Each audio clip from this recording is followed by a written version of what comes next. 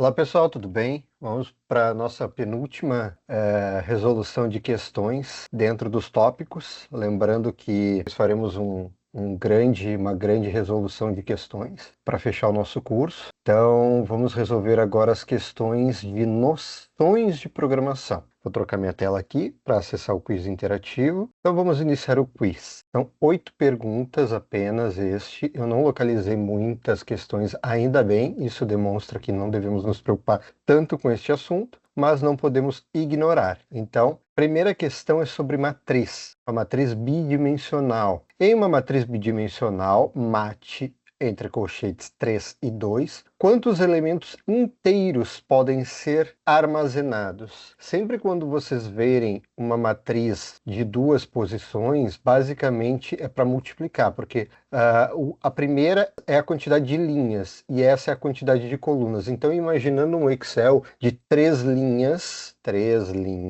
por duas colunas, nós obtemos 6 células preenchidas. Então, quantos elementos inteiros, ou seja, quantos valores eu tenho? São 6 valores, tá? Não sei se vocês conseguiram visualizar isto. Deixa eu... Então, assim, ó, deixa eu passar para cá, para essa tela. Então, assim, para ficar mais clara essa explicação, é a matriz, se por acaso cair algo sobre matriz bidimensional, a matriz é uma, duas, três linhas por uma, duas. Então, aqui eu vou ter aqui eu vou ter 1, 2, 3, 4, 5, 6 valores, porque eu tenho 3 linhas por duas colunas. Isso é uma matriz em programação, tá certo? Serve para apontar um ponto exato, tá? Claro, aqui está perguntando quantos elementos eu tenho. Poderia perguntar, por exemplo, qual é o elemento da matriz? Daqui a pouco, se colocassem só tabela e perguntassem, tabela vazia, sem as informações aqui de número e linha. Qual é o valor da matriz 3, 2? Aí o valor é bolinha vermelha, tá? Ou a matriz 2, 2, ou a matriz 1, 3, aliás, 1, 3, 1, 2, ou 3, 1, tá? Então eles poderiam perguntar dessa forma, não foi o caso, mas para perguntar da forma como eu falei agora, teria que ter um desenho da questão. Então é 6, tá? Aqui é sempre uma multiplicação quando perguntar quantos. Próxima questão, questão número 2. Considere um vetor de 5 posições, chamado nota. Assinale a alternativa que representa o trecho de pseudocódigo que armazena o valor 7,5 na terceira posição desse vetor. Essa é aquela questão que a gente não pode olhar para as questões primeiro. Então vamos voltar aqui para o nosso Paint. Eu vou apagar isto, tá? Então o que ele quer? Ele quer o 3,5 na terceira posição. Lembrando que a gente está falando de vetores e programação. Vamos ler de novo. Considere um vetor de 5 posições. Então vamos aqui imaginar um vetor de 5 posições, tá? Então a gente tem vou fazer com linha reta, porque não está dando com o negocinho aqui. Não, desculpa, 0, 1, 2, 3, 4. 1, 2, 3, 4, 5. Agora sim. Tá, então como é que é um vetor de 5 posições? Lembrem que eu falei que em informática, em computação, em programação, perdão, tudo começa no zero. Então é 0, 1, 2, 3, 4.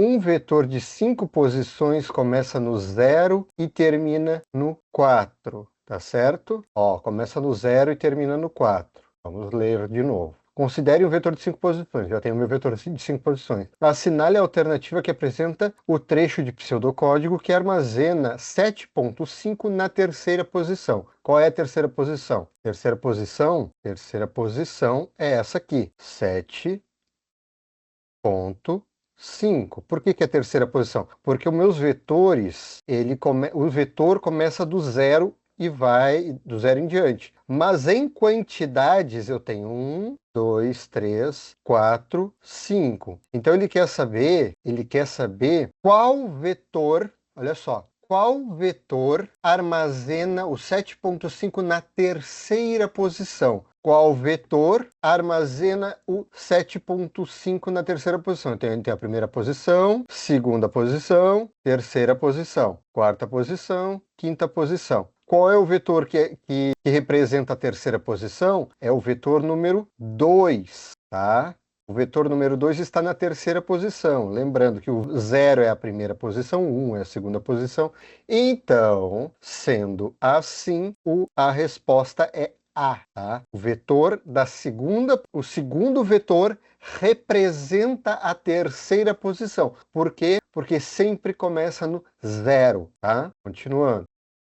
Questão número 3. Durante o desenvolvimento de um programa para um sistema bancário, o analista precisa implementar uma lógica que verifique se o cliente tem saldo suficiente antes de autorizar a transação. Se o saldo disponível for maior ou igual ao valor da transação, a operação será permitida, caso contrário, será negada. Para representar essa decisão em pseudocódigo, qual a estrutura condicional que deve ser utilizado? Então, o que eu preciso dizer aqui? Sem olhar, a questão de programação é interessante, que a gente precisa resolver um pouquinho na cabeça antes de olhar as alternativas. Então, ele começa com se o cliente tem saldo. Se o cliente tem saldo e ele for maior ou igual ao valor da transação, a operação é permitida. Se não, não. Então, a gente começa com se temos a opção D, porque aqui a questão já começa com se, já começa com uma condicional. O se é uma condição. Em programação a gente usa o if, que é se em inglês. Então, se o cliente tem saldo, então se já mata.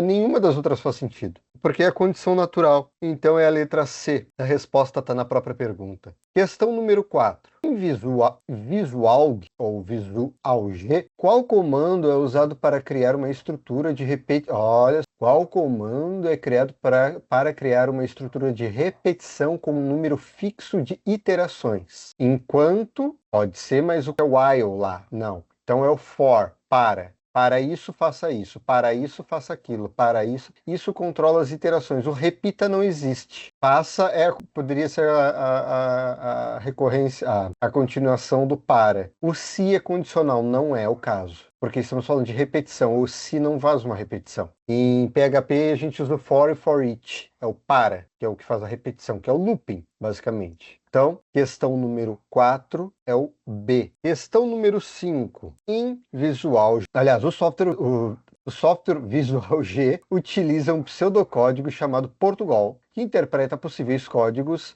com 4 tipos de dados primitivos. Um destes tipos define a variação numérica com casas decimais, sendo utilizado para representar valores ou medições. O trecho que se refere a esse tipo de dado é um número real. Inteiro não tem casas decimais, caractere não é o caso, porque caractere é letra, string é palavra, lógico é booleano, geralmente um 0 ou 1, e então é número real. Tá? Essas questões de programação, na verdade, também fazem. Essa daqui, nossa, já pulou no meu olho. Em um programa feito em PHP, as variáveis são representadas por um sinal seguido de um identificador único. Sinal que precede esse identificador é cifrão. Mostrei semana passada, inclusive, uma programação... Na semana passada, não. Mostrei na última aula, inclusive, uma pequena programação de PHP, onde eu mostrava as variáveis, e a variável é sempre declarada com um cifrão antes. É cifrão, nome da variável igual a, e aí a informação que a gente quer colocar. Pode ser um número, pode ser um nome. Questão número 7. O programa Visual G 2.0 prevê 4 tipos de dados. Quais são eles? Olha só, uma questão muito parecida com a anterior. Inteiro, linear, derivacional. Não, fracionar, não existe isso. Inteiro, real, caractere e lógico. Não vai ser outro. Inteiro, fragmentado, não existe. Estruturado, não. Real, fracionário não existe. Criptografado, estruturado. Linear, estruturado, individualizado e numérico. Não, é inteiro, real, caractere. Caractere, na verdade, é uma string. E lógico, que é o booleano. É isso. Questão número 8. Questão número 8. Em linguagens de programação, um array, olha o array aqui, ó, nosso vetor, nossa matriz. Um array pode ser melhor definido como uma estrutura de dados que armazena informações heterogêneas. Não. Um tipo de dado que armazena uma sequência de caracteres. Não. Uma coleção ordenada de elementos numéricos. Seria verdadeiro se a pergunta fosse outra, mas não é. Não é verdadeiro porque está perguntando de uma forma bem ampla e genérica. Um tipo de dado que armazena somente dados numéricos. Também poderia estar correto num outro contexto. Neste aqui, que é uma pergunta genérica, não está correto. Uma coleção numerada de elementos do mesmo tipo. Sim, sim. Então aí é que tá. Olha só o exemplo. Um array, ele estoura na tela, durante a programação, todos os elementos de determinada ação. Então, por exemplo, um array de cadastro. Eu quero ver o cadastro de um usuário da biblioteca. Provavelmente isso vai ficar armazenado num array chamado cadastro, que vai estourar todos os elementos. Como eu já disse, um array nada mais é do que uma representação ordenada de uma tabela. E nessa tabela eu poderia, claro, ter somente elementos numéricos. Eu poderia ter poderia ser ordenado por elementos, mas não é o caso. A pergunta quer saber como pode ser definido o array. Então, de forma ampla, é uma coleção numerada de elementos do mesmo tipo.